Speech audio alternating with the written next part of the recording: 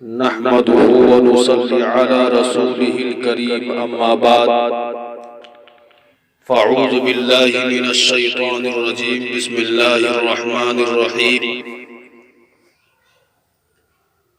هل يستوي الذين يعلمون والذين لا يعلمون صدق الله العظيم وصدق رسوله النبي الكريم ونحن على ذلك لمن الشاهدين والشاكرين والحمد لله رب العالمين۔ ان اہل علم و دانش کے ناقص ہیں سارے منصوبے، ان اہل علم و دانش کے ناقص ہیں سارے منصوبے، انسان کو بنانے والا ہی انسان کے مسائل جانے ہیں۔ دوستو اور ساتھیوں، علم دین کے قرآن و احادیث کے اندر بہت فضائل بیان کیے گئے ہیں۔ مذہب اسلام کے اندر اس کو غیر معمولی اہمیت حاصل ہے، اس لیے کہ علم دین ہی کے ذریعے معرفت خداوندی حاصل ہوتی ہے۔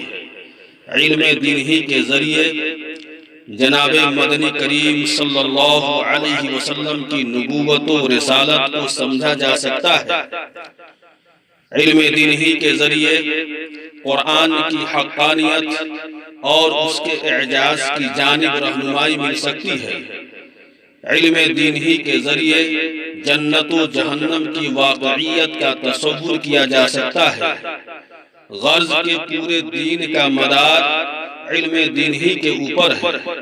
یہی وجہ ہے کہ امام بخاری رحمۃ اللہ علیہ نے اپنی مایہ ناز تالیف الصحیح البخاری کے اندر کتاب الایمان سے پہلے باب العلم کا عنوان قائم کر کے یہ ثابت کیا ہے کہ بغیر علم کے ایمان کے اندر کمال نہیں آ سکتا۔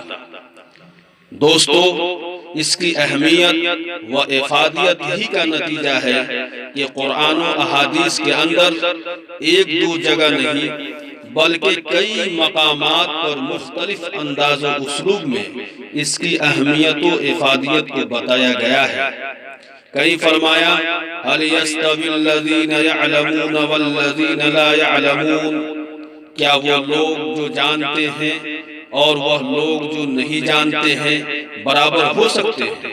کہہ کر اس کی اہمیت کو بتایا تو کہیں فرمایا لا يستوي الاعمى والبصير، کہ کیا بینا اور نابینا دونوں برابر ہو سکتا ہے؟ کہہ کر اس کی جانب ترغیب دلائی۔ کہیں طلب العلم فریضہ، کہہ کر انسان کو اس کی ذمہ داری کا احساس دلوایا۔ کہیں من سلک طریقا یلتمس فیہ علما سہل اللہ لہ طریقا الی الجنہ، کہہ کر اس کی جانب توجہ دلائی۔ اور کہیں العلماء ورثۃ الانبیاء، کہہ کر اس کے مقام و مرتبہ کو واضح کیا۔ دوستو، یہ علم ہی کا کمال ہے جس نے سیدنا حضرت آدم علیہ السلام کو مسجود ملائکہ بنایا۔ یہ علم ہی کا کمال ہے کہ جس نے انسان کو اشرف المخلوقات کے خطاب سے نوازا۔ یہ علم ہی کا کمال ہے جس نے امام اعظم رحمۃ اللہ علیہ کو قابل تقلید بنایا۔ یہ علم ہی کا کمال ہے جس نے امام شافعی رحمۃ اللہ علیہ کو اتنا اونچا مقام و مرتبہ عنایت کیا۔ یہ علم ہی کا کمال ہے جس نے امام مالک رحمۃ اللہ علیہ کی اکبریت کو، عبقریت کو مدینے کی گلی گلی تک پہنچایا۔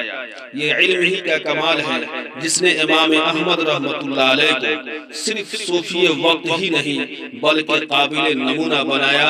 یہ علم ہی کا کمال ہے جس نے حضرت تھانوی رحمۃ اللہ علیہ کو حکیم الامت کے لقب سے سرفراز کیا۔ یہ علم ہی کا کمال ہے جس نے حضرت قاری طیب صاحب رحمۃ اللہ علیہ کو حکیم الاسلام کے لقب سے ملقب کیا۔ یہ علم ہی کا کمال ہے جس نے حضرت مدنی رحمۃ اللہ علیہ کو شیخ الاسلام بنایا۔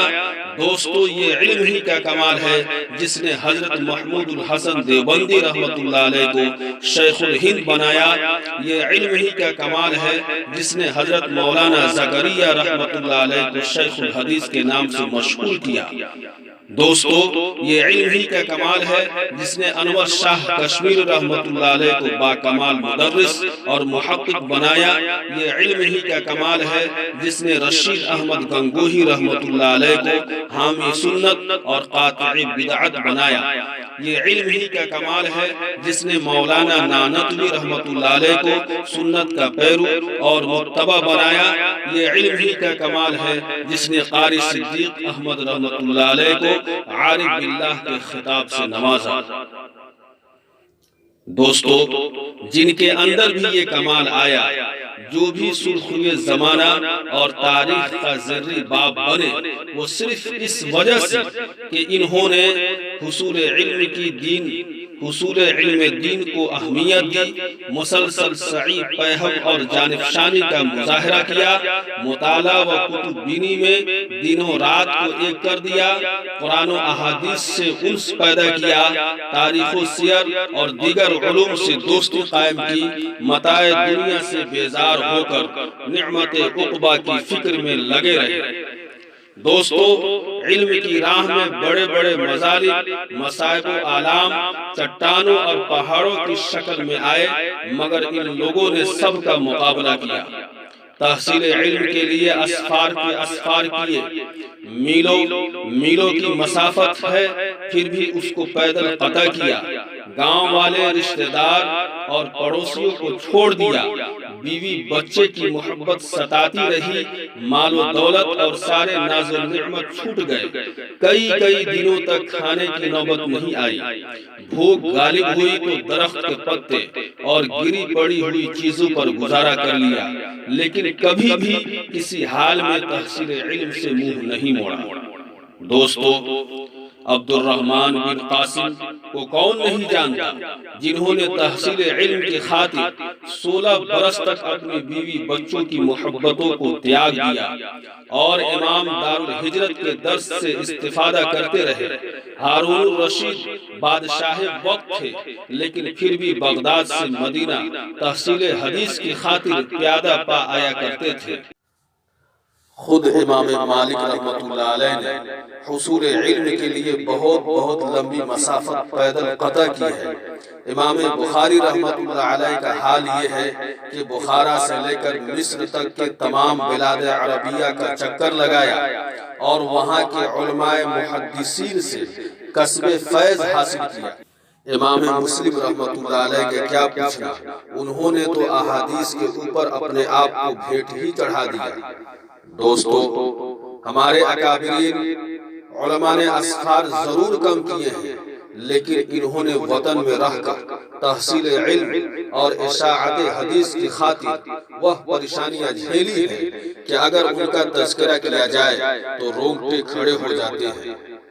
دوستو ایسے ہی طالب علم کے لیے، ایسے ہی طالب حدیث کے لیے جناب محمد عربی صلی اللہ علیہ وسلم نے ارشاد فرمایا، من سلک طریقا یلتمس فیہ علما سہل اللہ لہ طریقا الی الجنہ، کہ جو بھی علم کی تلاش و جستجو میں کوئی سفر کرتا ہے، کوئی مسافت قطع کرتا ہے، تو اس کو یہ تصور کر لینا چاہیے کہ یہ راستہ اور یہ مسافت صرف اس حصول علم کے لیے نہیں، بلکہ یہی راستہ اس کو جنت میں لے جانے والا ہے۔ اور فرمایا کہ طالب علم کا، طالب حدیث کا خدا کے یہاں وہ مقام و مرتبہ ہے کہ فرشتے جیسی پاکیزہ اور معصوم مخلوق ان کے قدموں کے نیچے اپنا پر بچھاتی ہے۔ اور فرمایا کہ ایک عالم دین کی فضیلت عابد یعنی عبادت گزار کے اوپر ایسی ہے جیسے چاند کی فضیلت تمام ستاروں پر۔ بڑے ہی خوش نصیب ہیں وہ لوگ جو ہمیشہ طلب علم میں رہتے ہیں، سفر کی صعوبتوں کو برداشت کرتے ہیں، توانگری اور فاقہ مستی میں رہ کر بھی تحصیل علم سے منہ نہیں موڑتے، بلکہ علم جیسے گنا قدر موتیوں سے اپنے سینوں کو معمور کر لیتے ہیں۔ اور خوش قسمت ہیں وہ والدین جو اپنے کلیجہ پر پتھر رکھ کر اپنے بیٹے کو اپنی آغوش اور اپنے وطن سے جدا کر دیتے ہیں، حامل قرآن و سنت بناتے ہیں، عالم و فاضل بناتے ہیں، حافظ و قاری بناتے ہیں، داعی اسلام اور اسلام کا علم بردار بناتے ہیں۔ دوستو، اور کتنے محروم القسمت ہیں وہ لوگ جو اپنی اولاد کو اس نعمت عظمیٰ سے محروم رکھتے ہیں۔ مدارس اسلامیہ میں داخل کرانے کے بجائے اسکول، کالج اور یونیورسٹی کی سیر کراتے ہیں، اور اپنے نور نظر لخت جگر کے لیے ایسے اداروں کا انتخاب کرتے ہیں جہاں علوم دینیا کا نام و نشان نہیں ہوتا، اسلامی کلچر بالکل مفقود ہوتے ہیں، مغربی تہذیب کا رنگ چڑھا ہوا ہوتا ہے، علوم عصریہ اور سائنسی علوم کا سراہا اور دینی علوم کا مذاق اڑایا جاتا ہے، جہاں اسلامی شخصیات ابوبکر، عمر، عثمان و حیدر کے بجائے رام چندر، ہنومان کا تعارف کرایا جاتا ہے، اسلامی غزوات و سریے کے بجائے رامائن اور مہابھارت کی کہانیاں پڑھائی اور سنائی جاتی ہے۔ یہ لوگ اپنے لخت جگر کے لیے ایسے اداروں کا انتخاب بھی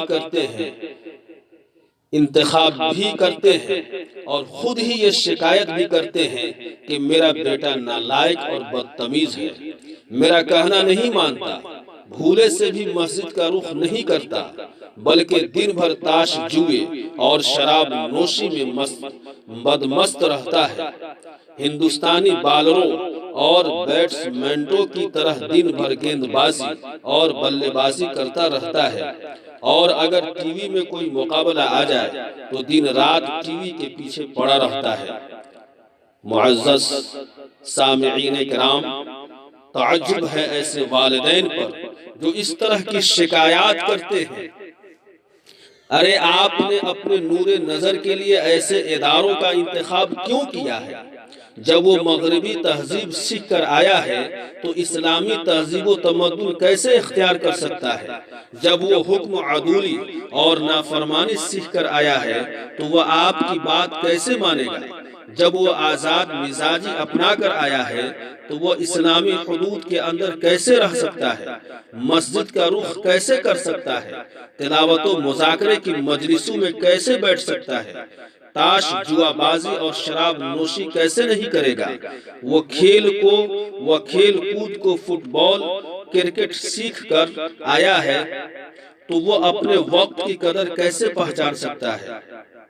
دوستو، آج جب کسی سے کہا جاتا ہے کہ آپ اپنے بچوں کو دینی اداروں اور مدارس اسلامیہ میں داخل کرائیے تو بڑی ہی شد و مد کے ساتھ یہ صدا بلند کی جاتی ہے کہ مدارس اسلامیہ میں اپنے بچوں کو داخل کرنا ان کی پاکیزہ زندگیوں کے ساتھ کھلواڑ کرنا ہے، کیونکہ جب یہی بچہ پڑھ کر فارغ ہو جاتا ہے تو بیکاری اور فقر فاقہ اس کے گلے لگ جاتی ہے، نہ تو اس کے لیے کسی سرکاری محکمے میں کوئی جگہ ہوتی ہے اور نہ ہی کوئی نوکریاں اور ملازمتیں ان کو مل پاتی ہے، نہ وہ صحیح ڈھنگ سے تجارت و کاروبار سنبھال سکتا ہے، نہ ہی کوئی لمیٹڈ کمپنیاں اس کو قبول کر سکتی ہے، سوائے اس کے کہ وہ کسی مدرسے کا معمولی مدرس بنے یا کسی مسجد کا حقیر اور بے وقار امام و مؤذن بنے اور 2-4 ہزار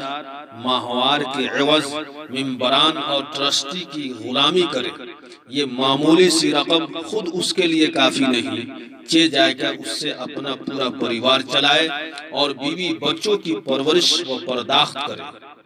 دوستو اور ساتھیو، ہماری فکر کیوں بدل گئی؟ ہماری سوچ میں اس قدر تبدیلی کیسے آ گئی؟ کل تک ہم دینی علوم کو عزت و وقار سمجھتے تھے، آج عصری اور جدید سائنسی علوم کی طرف ہمارے رجحانات اس قدر کیوں تیز ہو چکے ہیں؟ کل تک ہم مال و دولت، روپیے پیسے سے دور بھاگتے تھے، آج ہم اس کے اس قدر کیوں حریص ہو چکے ہیں؟ باری تعالیٰ سے اعتماد و بھروسہ کیوں اٹھ چکا ہے؟ قرآن کہتا ہے ما من شیء الا علی اللہ رزقها، کہ جس مالک کائنات نے پیدا کیا ہے وہی رزق کا بھی ضامن ہے۔ ہمارے حالات بدل رہے ہیں، کہ ہم نے رزاق کو گویا بجائے خدائے وحدہ لا شریک کے سرکاری نوکریوں کو تصور کر لیا ہے۔ یہ کیسے ہو سکتا ہے کہ باری تعالیٰ سب کو کھلائے اور اپنے مقربین کو بھوکا رکھے، علوم الہی پر اپنے آپ کو وقف کر دینے والے کو فقر و فاقہ میں مبتلا کر دے۔ شاعر کہتا ہے بتوں سے تجھ کو امیدیں خدا سے نہ امیدی، بتوں سے تجھ کو امیدیں خدا سے نہ امیدی، مجھے بتا تو صحیح اور کافری کیا ہے۔ دوستو، آج میں اس محفل میں اور اس بھرے مجمع کے سامنے صدائے چیلنج بلند کرتا ہوں کہ ہے کوئی مائی کا لال جو یہ ثابت کر دے کہ واقعی جس نے بھی وقت کی قدر پہچانی ہو، پوری عرق ریزی سے اور جانب شانی کے ساتھ علم حاصل کیا ہو، وہ کہیں کسی جگہ فقہ کا شکار ہو، کہیں اس کے عزت و وقار کو مجروح کیا جا رہا ہو، اس کی شان و شوکت پر ضرب کاری کی جا رہی ہو، دو ٹکڑے روٹیوں کے لیے شہر کی گلیوں میں چکر لگاتا ہو، اس کی بیوی اور بچیا فقر و فاقہ کی وجہ سے اپنی عزت و ناموس کو نیلام کر رہی ہو، میرے اس چیلنج کو ہرگز کوئی قبول نہیں کر سکتا، بلکہ میں تو کہتا ہوں ان اہل علم کو آخرت میں جو سرخری حاصل ہوگی وہ تو ہوگی ہی، خود اسی دنیا کے اندر ان کی یہ حالت ہے کہ اگر اطمینان و سکون ملے گا تو انہی علماء کے پاس، اگر چین و طمانینت ملے گی تو انہی علماء کے پاس، اگر خوشحالی ملے گی تو انہی علماء کے پاس، اگر عزت و وقار ملے گا تو انہی علماء کے پاس، اگر صفائی اور پاکیزگی ملے گی تو انہی علماء کے پاس، اگر وفاداری ملے گی تو انہی علماء کے پاس، اور اگر دینی اور مذہبی اعتبار سے دیکھا جائے تو اگر قرآن ملے گا تو انہی علماء کے پاس، اگر فرمودات انبیاء ملیں گے تو انہی علماء کے پاس، اگر رہنما اصول ملیں گے تو انہی علماء کے پاس، اگر پورا دین تلاش کیا جائے تو انہی علماء کے پاس ملے گا۔ دوستو، باری تعالیٰ نے دین و دنیا دونوں قسم کی نعمتوں کو علماء کرام کی جھولیوں میں لا کر رکھ دیا ہے، اس لیے یہ علماء عظام آخرت میں بھی کامیاب ہے اور دنیا میں بھی کامیاب ہے۔ حضرت معاذ بن جبل رضی اللہ تعالی عنہ حضور اکرم صلی اللہ علیہ وسلم سے علم دین کے فوائد کو اس طرح نقل کرتے ہیں کہ علم کا سیکھنا عبادت ہے، علم کا مذاکرہ کرنا تسبیح ہے، علم کی تلاش جہاد ہے، جاہلوں کو سکھانا صدقہ ہے۔ دوستو، مستحقین کو سکھانا تقرب الہی کا ذریعہ ہے، علم حلال و حرام کی نشانی ہے، جنت کے راستوں پر روشنی کا ستون ہے، تنہائی کا مونس اور دوست ہے، پردیس میں رفیق ہے، تنہائی میں ساتھی ہے، علم راحت و سکون کا ذریعہ ہے، دشمنوں کے مقابلہ میں ہتھیار ہے، دوستوں میں زینت ہے، علم بلندی درجات کا ذریعہ ہے، اخلاق و کردار کو احسن بناتا ہے، اہل علم کی خدمت کے فرشتے خواہاں ہوتے ہیں، دنیا کی تمام چیزیں حتیٰ کہ مچھلیاں، کیڑے مکوڑے تک ان کے لیے دعائیں کرتے ہیں۔ علم دلوں کے لیے زندگی ہے، تاریکیوں کے لیے روشنی ہے، علم غور و فکر روزے کے برابر ہے، علم مشغول رہنا شب بیداری کے برابر ہے، علم عمل کا رہنما ہے، عمل علم کا پیرو ہے، جو لوگ نصیب والے ہیں ان کو اس کی توفیق ہوتی ہے اور بدبخت اس سے محروم رہ جاتے ہیں۔ دوستو، اتنے فوائد کے رہتے ہوئے ہم اس نعمت عظمیٰ سے دور رہے، ہمارے لیے کتنی بڑی بدقسمتی کی بات ہے۔ دوستو، ہمیں تدبر و تفکر سے اور سوجھ بوجھ سے کام لینا چاہیے۔ ہمارے انہی علوم سے غیروں نے جب فائدہ اٹھایا تو نئی نئی چیزوں کی تحقیقات کی، نئے نئے آلات ایجاد کیے اور اپنی عبقریت کا سکہ پورے عالم میں جمایا۔ دوستو، ہم ان علوم کو حاصل کیا کریں گے بلکہ اس کو گھٹیا سے گھٹیا ثابت کرنے کی کوشش میں لگے رہتے ہیں۔ باری تعالیٰ سے دعا ہے کہ ہماری فکر کے اندر تبدیلی پیدا کر دے اور علم دین سے دوستی قائم کر دے اور ہم سب کو علم حاصل کرنے کی توفیق عطا فرمائے اور ہمارے بچوں کو علم دین حاصل کرنے کی توفیق عطا فرمائے۔ شاعر کہتا ہے میرا طریق امیری نہیں فقیری ہے، میرا طریق امیری نہیں فقیری ہے، خودی نہ بیچ غریبی میں نام پیدا کر۔ وآخر دعوانا الحمدللہ رب العالمین۔